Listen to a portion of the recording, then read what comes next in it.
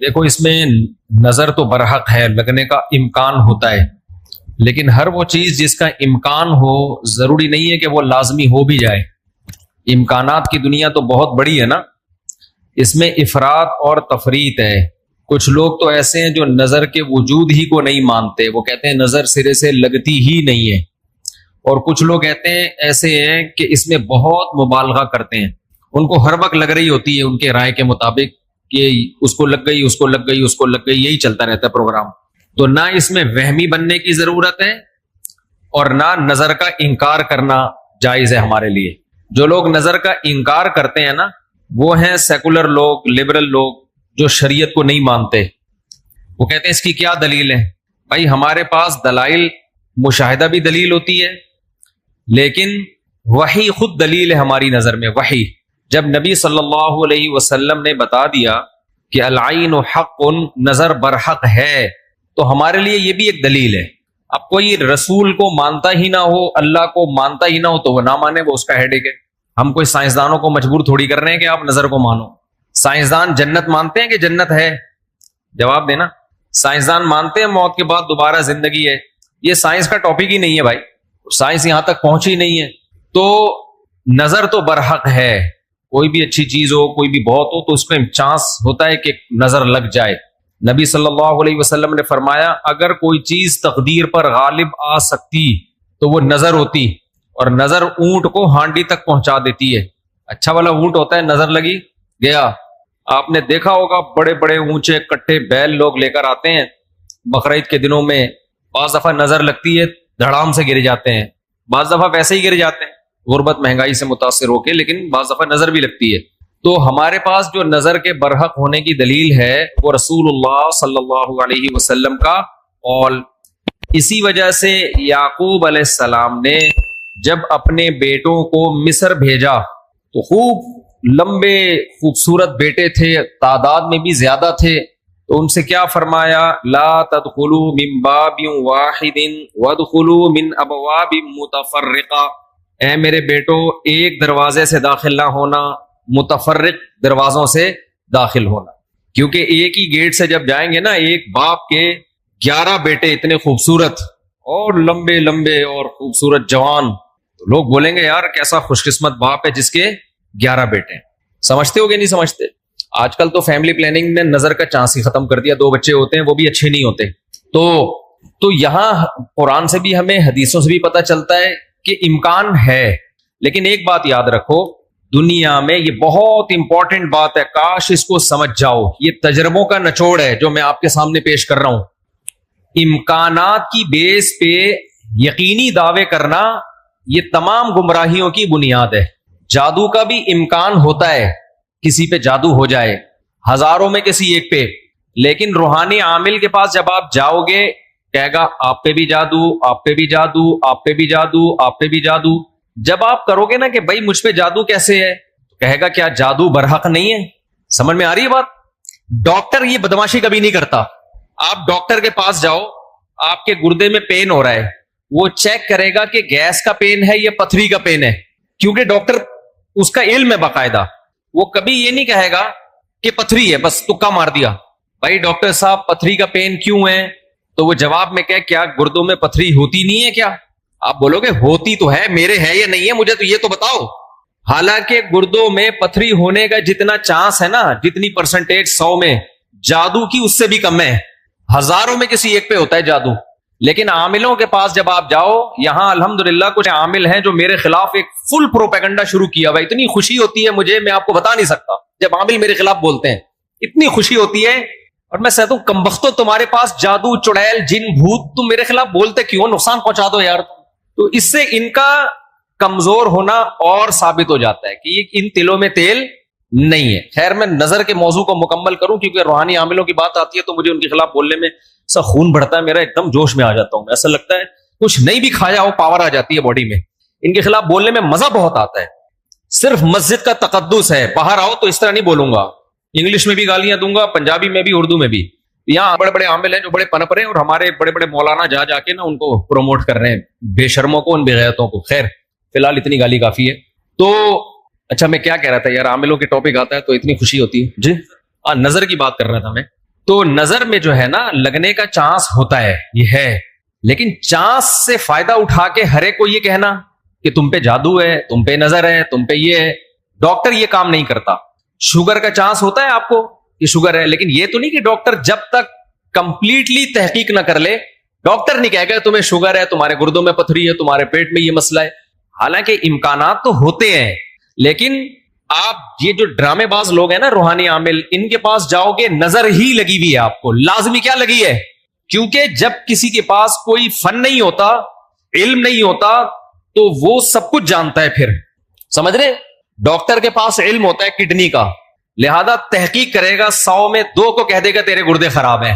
عاملوں کے پاس چونکہ جن چڑیل بھوت کا علم ہوتا ہی نہیں ہے، لہذا ہر ایک پر جن بھی ہے، چڑیل بھی ہے، اور بھوت بھی ہے، اور نظر بھی ہے، اور موکل بھی ہیں، اور حمزاد بھی ہیں، اور پتہ نہیں کیا کیا ہے، ڈرامے بازی. سمجھتے ہو؟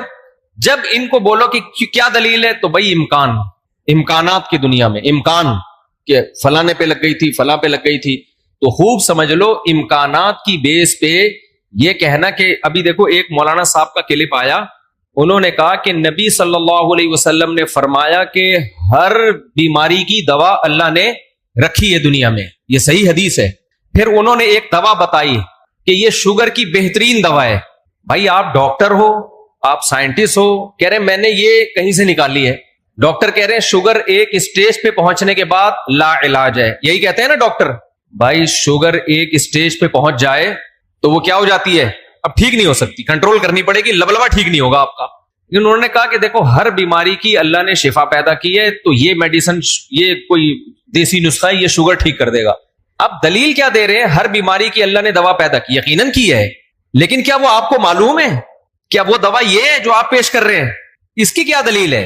بھائی بہت ساری دوائیں لوگوں کو معلوم نہیں ہے.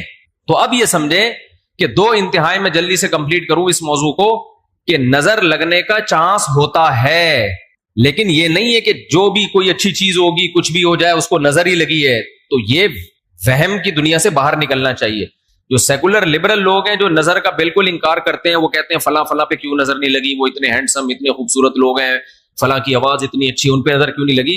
تو اب اصول سمجھیں، نظر لگنے کے لیے علماء نے قاعدہ ضابطہ بیان کیا ہے، جو چیزیں مشہور ہوتی ہیں نا ان کو اکثر نظر نہیں لگتی. نظر ہمیشہ اچھمبے کی چیز کو، اچانک، جیسے میں لوگوں سے کہتا ہوں بھائی آپ انتہائی غریب تھے، سائیکل بھی نہیں تھی آپ کے پاس، اچانک آپ کے پاس بہت زیادہ پیسہ آ گیا، اور علاقہ بھی وہی ہے، رہتے اسی غریبوں کے محلے میں ہو، گندے نالے پہ رہتے ہو، سائیکل پہ تھے، اچانک لینڈ کروزر آ گئی آپ کے پاس. یہ جو اچانک والا کام ہوا ہے نا، اس میں نظر لگنے کا چانس ہوتا ہے. سمجھ میں آ رہی ہے بات؟ اب دیکھو یعقوب علیہ السلام کے بیٹے مصر میں ان کے ساتھ ہی رہتے تھے، سوری مصر میں نہیں، شام میں ساتھ رہتے تھے. وہاں یعقوب علیہ السلام نے نظر سے بچنے کا یہ والا اہتمام ہمارے علم میں نہیں ہے کہ بچوں کو کہو دروازے سے الگ الگ جایا کرو، ایک ہی دروازے سے. لیکن جب مصر جا رہے ہیں نا، اجنبی جگہ ہے، وہ لوگ یعقوب علیہ السلام کے بیٹوں سے مانوس نہیں ہیں. وہاں یعقوب علیہ السلام نے کہا ایک نئی جگہ پہ جا رہے ہو، اچانک اتنے بیٹے جب لوگ دیکھیں گے نا خوبصورت، وہاں چانس ہے. تو اس سے پتہ چلتا ہے کہ اپنی نعمت کو آہستہ آہستہ ایکسپوز کرنا چاہیے. سمجھتے ہو کہ نہیں سمجھتے؟ آہستہ آہستہ کیا کرنا چاہیے؟ پہلے پہلی ہو پھر دوسری، استغفر اللہ، یعنی آہستہ آہستہ. ایک کمارا آدمی جس کو کوئی رشتہ نہیں دے رہا، اچانک 4 بیویاں لے کے گھوم رہا ہے، تو چانس ہوتا ہے اس کے نظر لگنے کا. اس لیے ایک دم سے نہیں، تھوڑا تھوڑا آہستہ آہستہ. پہلے ایک پہلی ہوگی، دوسری میں کچھ پٹو گے، تھوڑی بےزتی ہوگی، تھوڑی عزت ہوگی، کچھ لڈو کچھ گالیاں مل جل کے، پھر تیسری. تو اس طرح کر کے چلانا، ٹھیک ہے؟ تو اچانک کوئی نعمت آتی ہے تو اس پہ نظر لگنے کا چانس ہوتا ہے. دوسری بات یہ ہے کہ نظر سے بچنے کے لیے جو نبی صلی اللہ علیہ وسلم نے دعائیں بتائی ہیں، ان دعاؤں کا اہتمام کرنا چاہیے. اعوذ بکلمات اللہ التامہ من کل شیطان وہامہ ومن کل عین لامہ، یہ دعا پڑھنی چاہیے. اور اپنی نعمت کا اظہار ان لوگوں کے سامنے کرنا چاہیے جو آپ سے محبت کرتے ہیں، وہ خوش ہوں گے.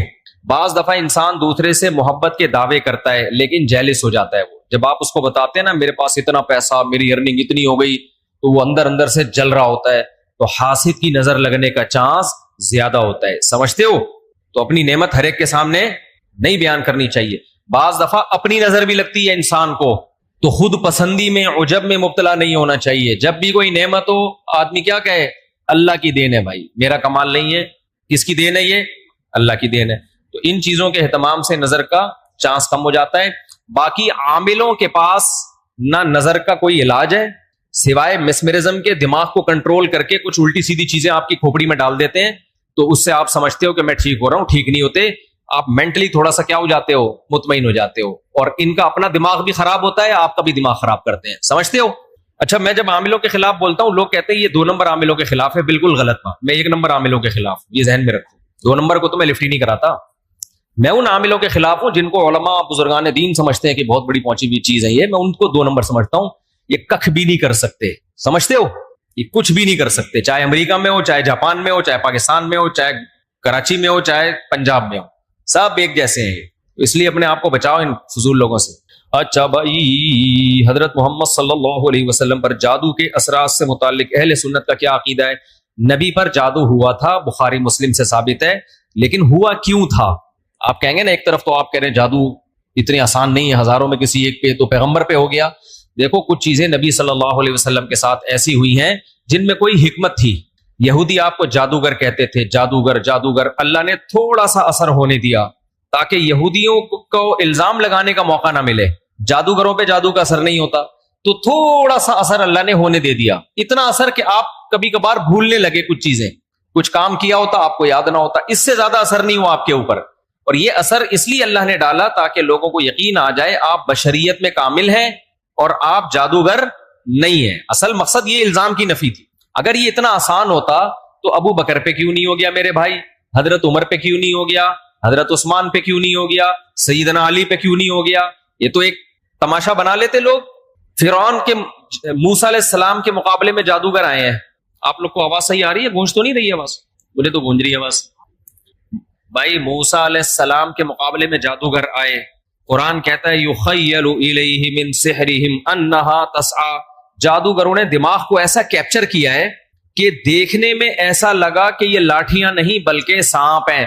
حقیقت میں وہ لاٹھیاں سانپ نہیں بنی تھی, دماغ میں کچھ انہوں نے ایسا کیا ہے نا کہ یخیل, خیال پیدا ہوا کہ یہ لاٹھیاں نہیں بلکہ کیا ہے, سانپ.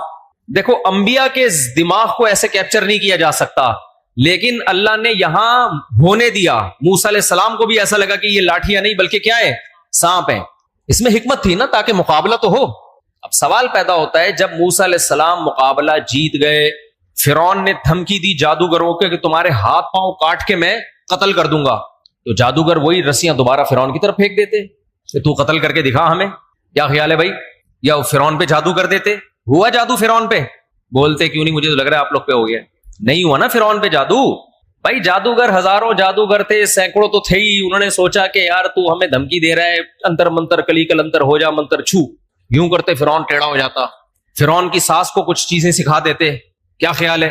جٹھانی فرعون کی زوجہ جو تھی حضرت آسیہ رضی اللہ عنہا, ان کو کہہ دیتے کہ تم اپنی ساس سے کچھ کروا دو یا جٹھانی سے, وغیرہ وغیرہ جو بھی ہے.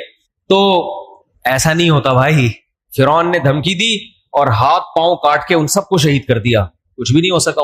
ایسا نہیں ہوتا. جادوگروں کو ایک ماحول چاہیے, اسی میں وہ سب کچھ کرتے ہیں. تو یہ ہم سے زیادہ کمزور ہوتے ہیں, ان سے ڈرنے کی بالکل ضرورت نہیں ہے. دنیا میں سب سے کم اگر ڈرو نا تو عاملوں سے اور جادوگروں سے سب سے کم ڈرا کرو. جیسے کہ پولیس والے ان سے بالکل بھی نہیں ڈرتے. اکثر آپ نے دیکھا ہوگا ریڈ پڑتی ہے نا پولیس والوں کی عاملوں کے پاس, تو پولیس والے جاتے ہیں, پولیس میں جو گٹکا کھانے والا ہے نا وہ اٹھا کے لے آتا ہے عامل کو, تھانے میں بند کر دیتا ہے. عامل اس کا کچھ بھی نہیں بگاڑ سکتا. سوچو جو عامل ایک گٹکا کھانے والے پولیس والے کے سامنے کچھ نہیں کر سکتا, وہ اس عامل کی پوری ٹیم کو اٹھا کے لاک اپ کر دیتے ہیں یہ لوگ. وہ سنگدل محبوب تمہارے قدموں میں کہاں سے لا سکتا ہے؟ وہ سنگدل محبوب تمہارے قدموں میں کہاں سے لا سکتا؟ تو یہ دنیا کے سب سے کمزور, سب سے ضعیف قوم روحانی عامل ہوتے ہیں, لیکن دماغ کا کھیل ہے سارا. تو لوگ ان سے ڈر رہے ہوتے ہیں. نہیں ڈرو تو آپ طاقتور ہو. سمجھتے ہو؟ آج مجھے ایسا لگ رہا ہے گلوکوز کی 3 بوتلیں چڑھا لی میں نے. اور عاملوں کے خلاف بولتا ہوں اتنی, کیونکہ عامل میرے خلاف بہت سرگرم ہو گئے ہیں آج کل. ابھی علماء کا ایک وفد گیا کسی عامل کے پاس, وہ وفد پہلے میرے پاس آیا, گپ شپ ہوئی, بیٹھے, میں نے ان کو رات کو کھانے کی دعوت دی. انہوں نے کسی سے ملنے جا رہے تھے, مجھے نہیں پتا کسی عامل کے پاس گئے. اس عامل نے میرے خلاف اتنا بولا کہ انہوں نے میری دعوت ہی کینسل کر دی کہ یار یہ مفتی صاحب تو 2 نمبر ہے معاذ اللہ. انہوں نے اپنی طرف سے اس عامل کی باتوں میں آ کے, تو جب انہوں نے کسی نے مجھے بتایا, میں نے کہا اچھا ہے اللہ نے تمہاری قسمت میں یہ عامل رکھے ہوئے ہیں, تم جیسے فضول لوگوں سے اللہ نے مجھے نجات دے دی تاکہ میرا کھانا تمیز والے عقل مند لوگ کھائیں. جو عاملوں سے متاثر ہو تو اس بیچارے کا مینٹل لیول کیا ہوگا آپ سوچو. میں نے کہا ہمیں ایسے مولویوں کی بالکل بھی ضرورت نہیں ہے جن کا مینٹل لیول یہ ہے کہ چڑیل بھوت بھگانے والوں سے متاثر ہو کے آتے ہیں. یہ تو مینٹل لیول ہے آپ کا. دلائل سے کے بجائے ان لوگوں سے متاثر ہوتے ہیں.